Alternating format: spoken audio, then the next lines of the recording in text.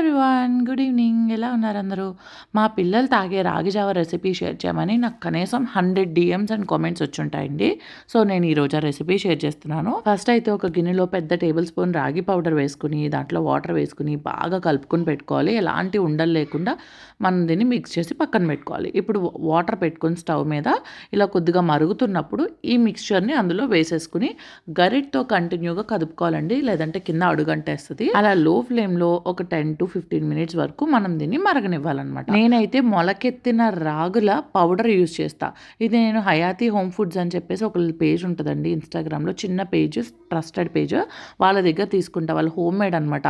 బల్క్గా పెద్ద పెద్ద క్వాంటిటీస్ చేసే మార్కెట్లా కాదు వీళ్ళది. క్వాలిటీ చాలా బాగుంటుంది. వీళ్ళ దగ్గర స్ప్రౌటెడ్ రాగి ఫ్లోర్, మామూలు ragi flour, ABC detox, ABC powder, amla powder, carrot powder, beetroot powder, dry dates powder, spinach powder, మునగాకు పొడి అన్నీ ఉంటాయండి. ఒక్కసారి వాళ్ళు పేస్ట్ చెక్ చేయండి, మీకు ఐడియా వస్తుంది.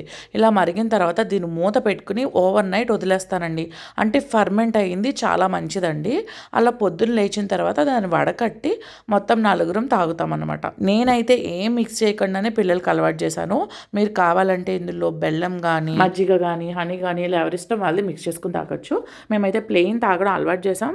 మేము తాగుతాం, వాళ్ళు అలాగే తాగేస్తారు. మీకు అలా హోమ్ మేడ్ పౌడర్స్ కావాలంటే హయాతి హోమ్ ఫుడ్స్ పేజ్ ఉందండి ఇన్స్టాగ్రామ్ది, ట్యాగ్ చేస్తా, ఒకసారి వెళ్ళి చెక్ చేసేయండి.